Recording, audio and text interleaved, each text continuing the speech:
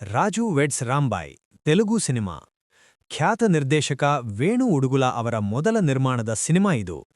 ಕಥೆ ನಡೆಯೋದು 2010ರಲ್ಲಿ ಖಮ್ಮಂ ಮತ್ತು ವಾರಂಗಲ್ ಬಾರ್ಡರ್ನಲ್ಲಿರೋ ಒಂದು ಹಳ್ಳಿಯಲ್ಲಿ. ನಾಯಕ ರಾಜು ಒಬ್ಬ ಬ್ಯಾಂಡ್ ಸೆಟ್ ಮಾಲೀಕ. ಹಳ್ಳಿಯ ಹುಡುಗಿ ರಾಂಬಾಯ್ ಜೊತೆ ಇವನಿಗೆ ಪ್ರೀತಿಯಾಗುತ್ತೆ.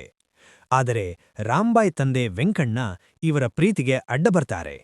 ಮುಂದೆ ಈ ಪ್ರೇಮಿಗಳ ಕಥೆ ಏನಾಗುತ್ತೆ, ಒಂದು ಶಾಕಿಂಗ್ ಟ್ವಿಸ್ಟ್ ಇವರ ಜೀವನವನ್ನ ಹೇಗೆ ಬದಲಿಸುತ್ತೆ ಅನ್ನೋದೇ ಈ ಸಿನಿಮಾದ ಮುಖ್ಯ ಕಥೆ. ಪ್ಲಸ್ ಪಾಯಿಂಟ್ಸ್: ಅಖಿಲ್ ಮತ್ತು ತೇಜಸ್ವಿ ಇಬ್ಬರು ಹಳ್ಳಿ ಹುಡುಗ-ಹುಡುಗಿಯಾಗಿ ತುಂಬಾ ನ್ಯಾಚುರಲ್ ಆಗಿ ನಟಿಸಿದ್ದಾರೆ. ಯುವಕರಿಗೆ ಇವರ ಕೆಮಿಸ್ಟ್ರಿ ಇಷ್ಟ ಆಗುತ್ತೆ.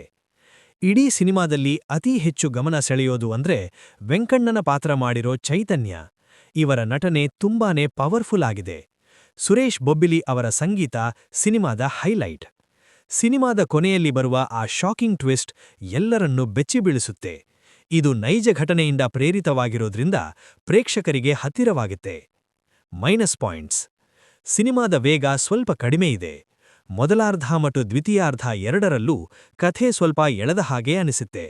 ಕೆಲವು ಮುಖ್ಯ ಸನ್ನಿವೇಶಗಳಲ್ಲಿ ಇಮೋಷನ್ ಅಷ್ಟಾಗಿ ವರ್ಕ್ ಆಗಿಲ್ಲ. ಕೆಲವು ಕಡೆ ಲವ್ ಸ್ಟೋರಿ ಇನ್ನೂ ಗಟ್ಟಿಯಾಗಿ ಇರಬೇಕಿತ್ತು ಅಂತ ಅನಿಸುತ್ತೆ. ರಾಜು ವೆಡ್ಸ್ ರಾಂಬಾಯ್ ಒಂದು ಡೀಸೆಂಟ್ ಲವ್ ಸ್ಟೋರಿ. ಕ್ಲೈಮ್ಯಾಕ್ಸ್ನಲ್ಲಿರೋ ಟ್ವಿಸ್ಟ್ ಮತ್ತು ಅದ್ಭುತವಾದ ಹಾಡುಗಳಿಗಾಗಿ ಈ ಸಿನಿಮಾವನ್ನ ಒಮ್ಮೆ ನೋಡಬಹುದು.